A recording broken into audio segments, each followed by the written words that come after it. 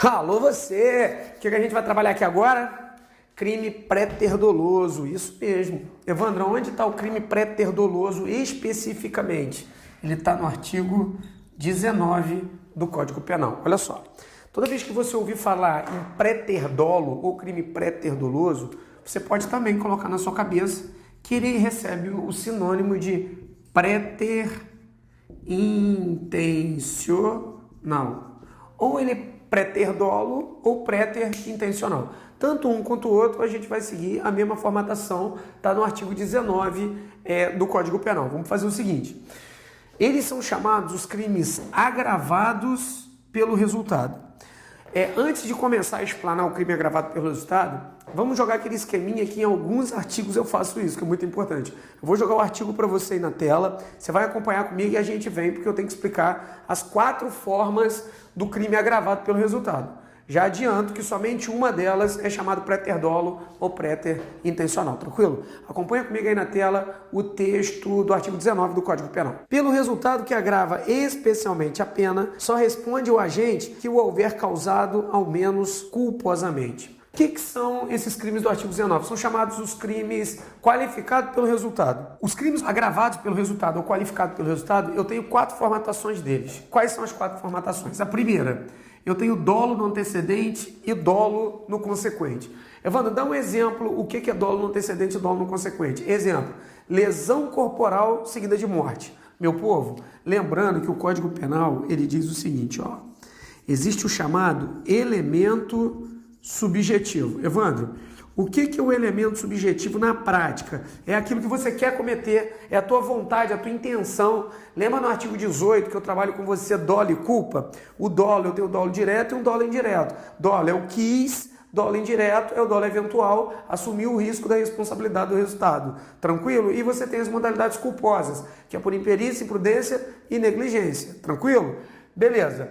Evandro, então, por que dolo no antecedente e dolo no consequente? Toda vez que você ouvir essa palavra aqui, olha, antecedente, e depois você ouvir a palavra consequente, você tem que pensar assim.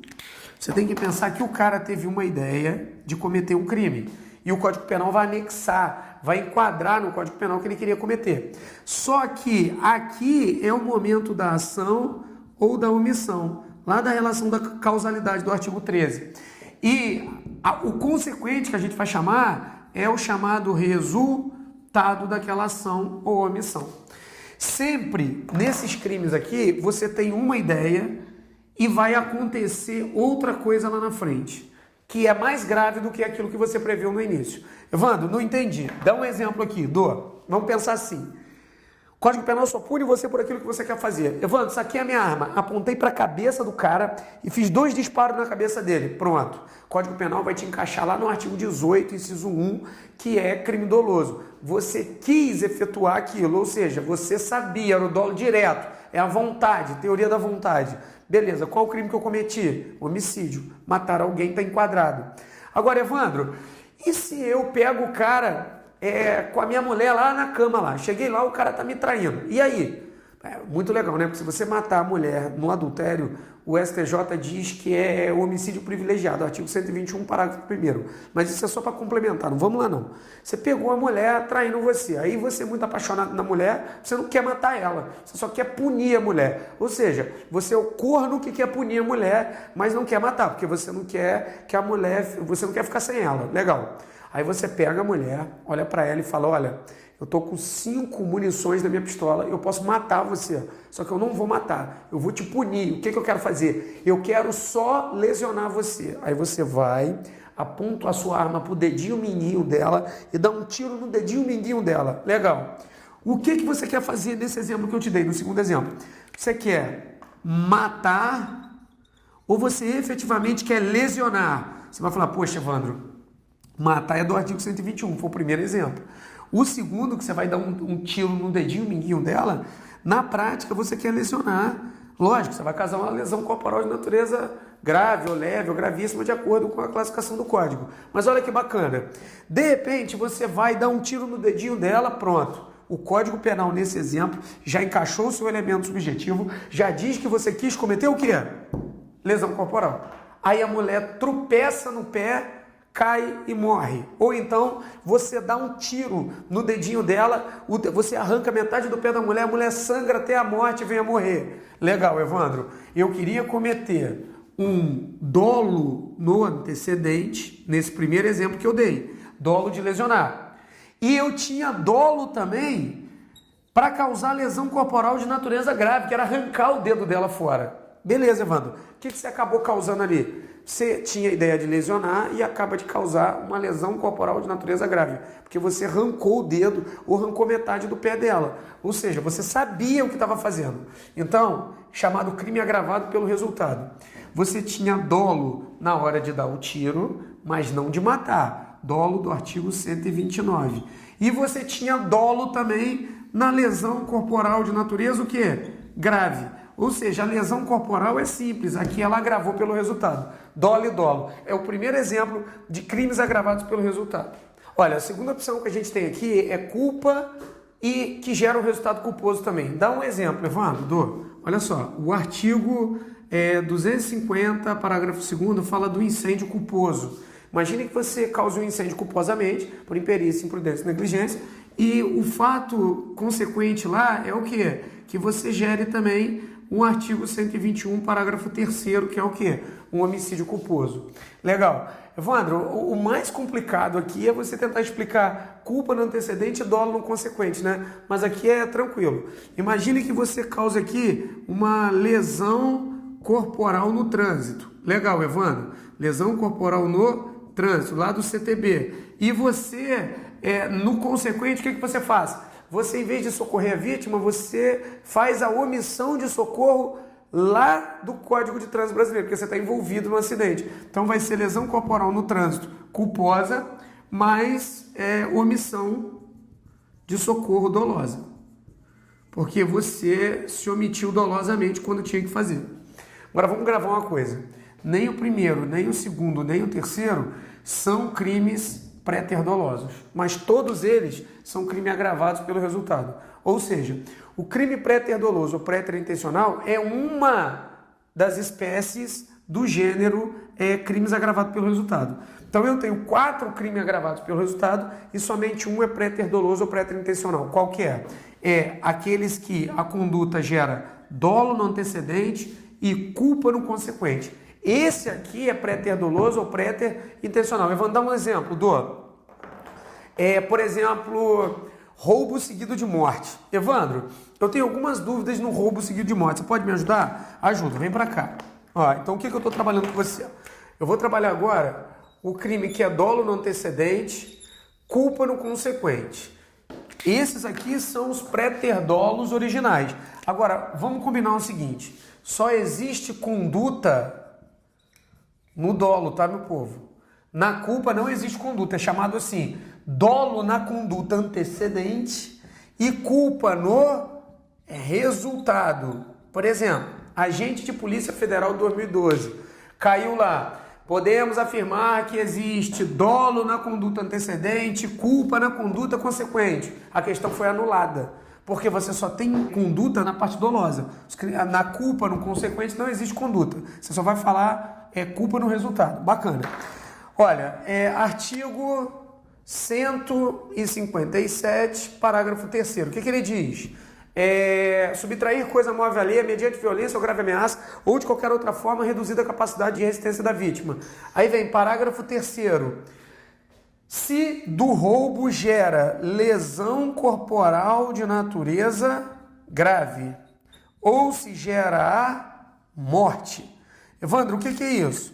Se gera a morte, você vai chamar de nome jurídico de quê? Latrocínio. O roubo seguido de morte ou o roubo agravado pela lesão corporal de natureza grave, esses aqui são exemplos clássicos de quê? De pré-ter dolo. Evandro, mas por que pré-ter dolo? Porque fica esquisito, né? Por exemplo, passa a carteira, não passa, dá um tiro no cara, pego a carteira e levo para casa. Não deveria ser dolo na conduta antecedente, dolo no consequente, porque o assaltante deu um tiro no cara? Não, porque se você falar que é dolo e dolo, sai do latrocínio e vira roubo mais homicídio. Não pode. Aqui tem uns macetinhos que eu já vou te ensinar. Olha só. Código Penal só pune você por aquilo que você quer cometer. Não pode esquecer isso de jeito nenhum. O cara tá com a arma na mão apontando para outra pessoa. Você vai perguntar qual era a intenção original dele. Evandro, a intenção era subtrair usando para isso grave ameaça ou usando para isso violência. Legal. Se ele tem essa intenção de usar grave ameaça e violência e disso resulta a morte, ele vai responder por um crime préter-doloso. Agora, se você olhar o texto de lei aí, não existe a grave ameaça, tá? A grave ameaça é só para configurar o roubo, mas não vale grave ameaça para configurar o quê?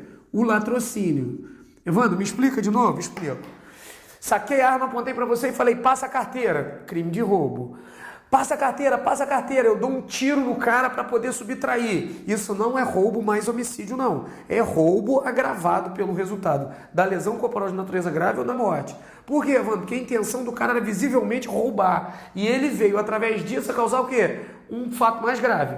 Evandro, mas efetivamente eu queria roubar e eu vinha matar o cara. Não é roubo mais homicídio, não? Não, não é roubo mais homicídio. Isso aqui está no próprio artigo 157, parágrafo 3º. É um roubo que gerou o quê? A morte. Evandro, só que o Código Penal diz que a ideia do cara era roubar. Por isso que ele tem dolo no roubo e no consequente, na morte. Mesmo que ele queira atirar, você vai dizer que ele vai responder isso aqui a título de culpa? É, a título de culpa. O Código Penal considera que a morte ou a lesão corporal de natureza grave não era o resultado pretendido pelo cara. Porque o resultado pretendido quando ele sai de casa, dentro da cabeça dele é o quê? É roubar. Tranquilo? Então, olha, esse aqui é um bizu bem legal, pessoal. O artigo 157, parágrafo 3º, diz que para ser latrocínio, obrigatoriamente tem que usar uma violência, tá? Evandro, e se o cara não usar violência aqui no latrocínio, ele usar grave ameaça e o cara vinha morrer, aí para de ser latrocínio. Exemplo, saquei minha arma e cheguei pro cara e falei assim, passa a carteira. O cara, com a grave ameaça da arma apontada para ele, o cara toma um susto, infarta e morre. E aí, Evandro? Aí é roubo. Como eu gerei uma grave ameaça e não uma violência, vai ser mais homicídio culposo. Agora, Evandro, saquei minha arma, falei, passa a carteira, o cara não, dei um tiro nele. Esse tiro, para garantir o roubo ou para garantir o bem, ele usou o quê? Uma violência. Então, aí sim vai gerar um latrocínio. Mais um macete do latrocínio, meu povo. Não importa se o agente, se o autor subtraiu ou não a coisa. Sempre que o cara morrer, latrocínio consumado. Sempre que ele estiver vivo, ficar vivo, latrocínio tentado. Exemplo, saquei minha arma, passa a carteira, não passo, dou um tiro na cabeça do cara, o cara morre, eu me assusto e saio correndo. Ou seja, a minha intenção era roubar, gerou uma morte e eu não consegui levar nada. O que quer dizer isso? Quer dizer que o latrocínio continua consumado. Agora, saquei a minha arma, dei um tiro no cara, peguei o bem ou não peguei, mas o cara não morreu e eu usei violência para garantir o roubo, latrocínio tentado. Não vale o quê? Grave ameaça. Evandro, por que não vale? Porque o próprio artigo 157, parágrafo 3º, só traz a palavra violência e não traz a grave ameaça. Tranquilo? Então, beleza. Então, Evandro, já entendi. Faz um resumo para mim. Crimes agravados pelo resultado. Quantos crimes agravados pelo resultado eu tenho? Eu tenho 4. Eu tenho o A, que eu expliquei, o B, o C. Somente o D é o tópico do artigo 19 que eu estou tratando com você, que é préter-dolo. Dolo no antecedente, dolo no consequente, culpa no antecedente, culpa no consequente, culpa no antecedente, dolo no consequente, todos eles são agravados pelo Estado, só que somente dolo na conduta antecedente, culpa no resultado consequente é que são classificados como crime agravados pelo resultado na modalidade préter-dolo ou préter-intencional. Dei o exemplo para você, dolo, fiz o esqueminha, dolo e culpa. Falei do artigo 157, parágrafo 3º, não vale a grave ameaça para constituir o latrocínio. Latrocínio consumado sempre que o cara morrer. Beleza? Esse aí ficou bem explicadinho, meu povo. Préter-dolo, a gente tem que dar essa alcançada mesmo para a gente poder se acordar, tá? O que eu vou fazer agora?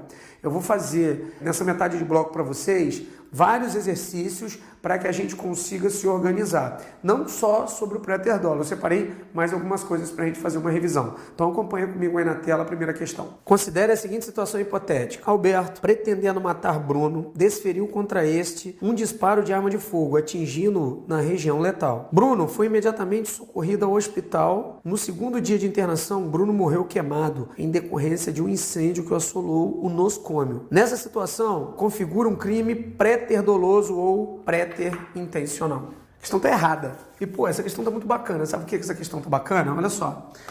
Vamos refazer aqui a história do Alberto e do Bruno. Ó, Alberto e Bruno. Você vai ver que vai bater direitinho com o que a gente estudou agora.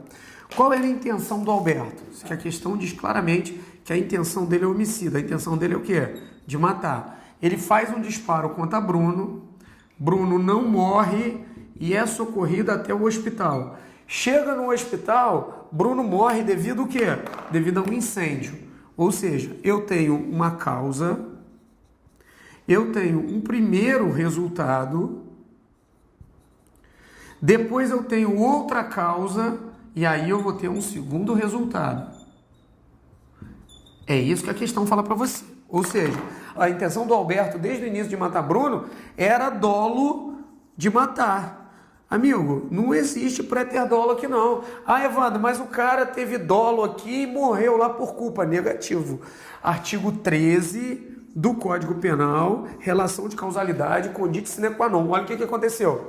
Ele tinha a intenção de matar, a causa gerou qual resultado? Gerou um artigo 14.2, crime tentado. Ele tentou, mas por circunstâncias alheias à vontade dele, ele não conseguiu matar. Bruno foi socorrido para o hospital. Legal. Chegou no hospital, qual foi o segundo resultado? Aqui, o primeiro resultado foi uma tentativa de homicídio. E o segundo resultado aqui, efetivamente, foi uma morte. Mas qual foi a causa que gerou essa morte aqui? Foi um quê? Um incêndio. E não está falando que esse incêndio foi criminoso, não. Então, isso aqui, a morte foi gerada por uma causa de quê? De caso fortuito. Legal, Evandro? Nesse caso aqui, o resultado morte aqui, não tem crime, não. O cara morreu, caso fortuito, força maior, evento na natureza, imprevisível, inevitável. Então, aqui quebrou o nexo causal. Legal, o que é isso? Isso aqui é chamado causa superveniente relativamente independente. Artigo 13, parágrafo 1º do Código Penal.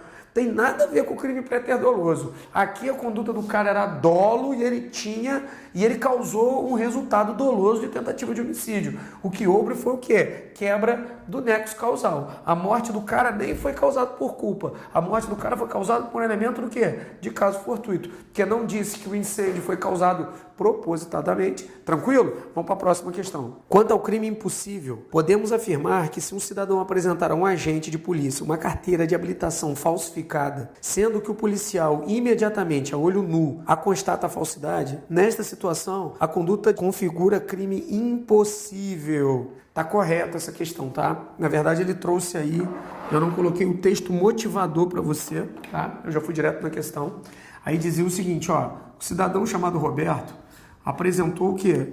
Uma carteira falsificada, ou seja, ele apresentou um falso para tentar enganar um policial no caso concreto. Eu vou trabalhar com você nessa questão aí o artigo 17, que é o que? O crime impossível. Absoluta impropriedade do meio ou impropriedade absoluta do objeto. Ou o meio empregado é absolutamente incapaz de enganar ou o próprio objeto, que é o bem jurídico tutelado, não pode ser afetado. Nesse caso do artigo 17 do crime impossível aqui, que a gente está fazendo essa revisãozinha, ele usou o quê? O objeto, na verdade o meio que ele está usando é totalmente incapaz de enganar a vítima. O meio. Legal, Evandro?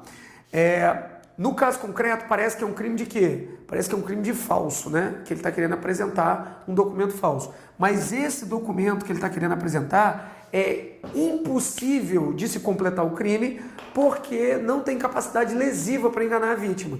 Ou seja, você imagina que eu chego na impressora da minha casa, vou lá e imprimo uma carteira de habilitação do tamanho de uma folha A4. Aí eu paro para o policial, habilitação, eu vou apresentar aquilo lá. A olho nu, o policial, a primeiro plano, falou, isso aqui é falso. E aí? Aí você não responde pelo crime de falso, por quê?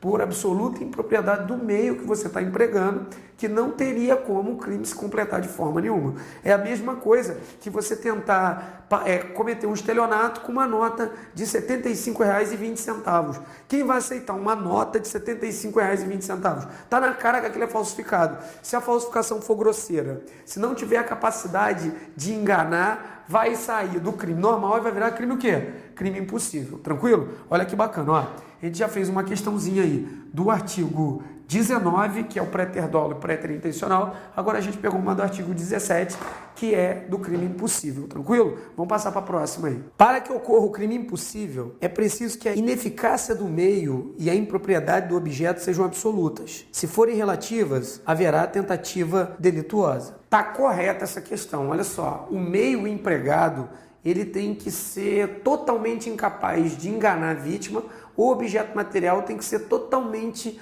impossível de ser alcançado. Se não, se for relativo, vai ter o crime ou vai ter tentativa, que é um exemplo. Imagina que eu tente matar uma pessoa com um saco plástico. Você fala, pô, Evandro, a princípio, como é que eu vou matar ela com saco plástico? O saco plástico é relativo, tá? Se eu assoprar e tentar matar a pessoa de susto, não vai acontecer. Agora, se eu pegar o saco plástico, colocar na cabeça dela e tentar enforcar ela ou tentar sufocar ela, e vier uma pessoa e abrir o saco e conseguir, por circunstâncias alheias à vontade do agente, o cara ficar vivo, vai ser crime tentado.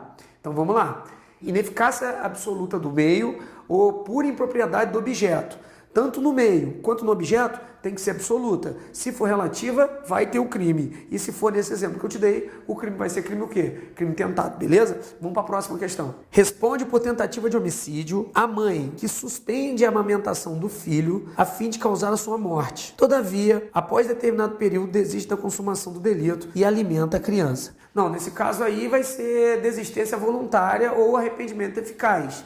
Nesse caso concreto, foi arrependimento eficaz. Por quê? Porque ela teve uma ação positiva, ou seja, a início ela queria matar, depois ela desistiu do seu intento, estava na esfera de execução ainda, chegou e eficazmente se arrependeu, foi lá, vai responder pelos atos o quê? Os atos já praticados. Aí tem que ver em que vai encaixar ela nos atos já praticados, se é maus tratos ou alguma coisa dentro do Estatuto da Criança e do Adolescente. Tranquilo? Não vamos entrar nisso não.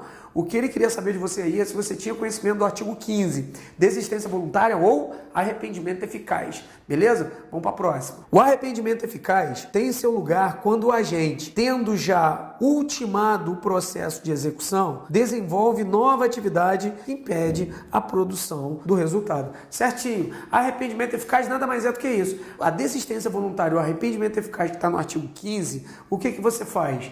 Você cogita, prepara e inicia os atos de execução e antes que a execução se consuma por vontade própria do agente, ou você tem uma ação negativa, ou seja, você para de fazer o que você estava fazendo, podendo prosseguir, ou você tem uma ação positiva, vai lá e tem um arrependimento eficaz, salva a vida da pessoa com a sua nova conduta. Se você fizer isso, só vai responder pelos atos já praticados. Por exemplo, eu tenho 5 munições, cogito, preparo, executo, eu tenho 5 munições, eu dou 2 tiros na pessoa, a pessoa cai. Eu chegando perto dela para executar, eu ainda tenho 3 munições, eu posso continuar, mas eu desisto do meu intento, mas não é porque ninguém me impediu ou porque ninguém impediu, foi por vontade própria. Se eu desistir e a pessoa não morrer, o nome disso vai ser desistência voluntária. Agora, se eu faço disparo, cato ela no colo, saio correndo com ela desesperado e salvo a vida dela, tive uma nova conduta, uma nova ação em que eu impedi o resultado, vou responder pelos atos já praticados. Nesses 2 exemplos, eu vou responder só por lesão corporal e não por tentativa de homicídio. Agora, cuidado para não confundir o artigo 15, que é arrependimento eficaz, que está antes da consumação, com o artigo 16, que é arrependimento posterior, que está depois da consumação. Tranquilo? Desistência voluntária e arrependimento eficaz, você responde pelos atos já praticados, da desclassificação típica, ou seja, você sai de tentativa de homicídio e entra em lesão corporal, e arrependimento eficaz da diminuição de pena, porque é logo após a consumação, artigo 16. Vamos para a próxima questão. A tipicidade, elemento do fato típico, é a correspondência entre o fato praticado pelo agente e a descrição de cada espécie da infração contida na lei penal incriminadora. De modo que, sem tipicidade, não há antijuridicidade penal, pois, comportadas as exclusões legais, todo fato típico é antijurídico. Bem, o que ele estava fazendo? Isso aí é questão altamente conceitual, tá? Ó, o crime é dividido em fato típico, antijurídico e culpável. Estou abreviando aqui para você para a gente não perder muito tempo, tá? Olha só. Fato típico, eu tenho 4 elementos. Eu tenho a conduta, eu tenho o resultado, eu tenho o nexo causal e eu tenho a tipicidade. Aonde a tipicidade está embarcada? Está embarcada no artigo 1º do Código Penal, que trata do princípio da anterioridade legal, da reserva legal e da legalidade. Não há crime sem lei anterior que defina, não há pena sem prévia combinação legal. Eu tenho que ter descrição perfeita da conduta do ser humano dentro da lei. Eu tenho que ter chamado preceito primário e eu tenho que ter o preceito secundário. O preceito primário é a conduta, preceito secundário é a pena. Então a primeira parte aí está certinha. E quando ele fala assim, dadas as exclusões legais, dadas as causas de exceção, todo fato típico é antijurídico, está certo. Tudo que está escrito na lei deve ser considerado proibido pelo ordenamento jurídico, ou seja, deve ser antijurídico ou ilícito, salvo as exclusões legais, que às vezes você comete um fato típico e ele não é o que? Antijurídico.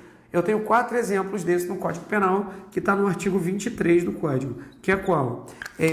Estado de necessidade, legítima defesa, estrito cumprimento da lei legal, exercício regular de direito, que são as chamadas excludentes de licitude. Então tá certinho.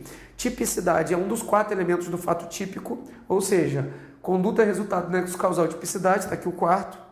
Efetivamente tem que ter perfeita descrição no texto legal, no Código Penal ou nas leis especiais, quando a gente fala de crime ou delitos, que são sinônimos, e efetivamente, dadas as exclusões legais ou as exceções legais, todo fato típico é antijurídico. Quando que um fato vai ser fato típico e não vai ser antijurídico? Artigo 23, 4 opções que eu te dei, um deles é fácil, que é, por exemplo, a legítima defesa. Se alguém tentar te matar, você vai sacar tua arma e vai matar alguém. Você cometeu um fato típico, tem tipicidade, artigo 121, matou alguém, pena de 6 a 20 anos, só que você matou essa pessoa nas causas permissivas do Código Penal, nesse exemplo que eu dei, que é o artigo, está constando no artigo 23, mas ele explica melhor no artigo 25, que é específico, que é chamada legítima defesa. Então, questão conceitual, essa questão é boa para a gente rever muita coisa que a gente costuma estudar no direito penal, tranquilo? Forte abraço, fica com Deus, não desiste. Todo tópico de matéria parece ser muito complicado até que você domine ele. Depois que você dominou ele por completo, além de você saber resolver questão, te dá uma vontade quase insuportável de você querer ensinar para as outras pessoas. Se isso se prolongar no tempo, daqui a pouco você acaba dando aula, tranquilo? Mas primeiro é a nossa formatação, que é o quê? É foco, é ter objetivo no que a gente quer para a nossa vida. No seu caso, no meu caso, foi passar no concurso público, eu espero e eu quero isso para você. Arrebente de estudar, passa no concurso público e vamos para a vitória, tranquilo? E para quem já me conhece, alô você!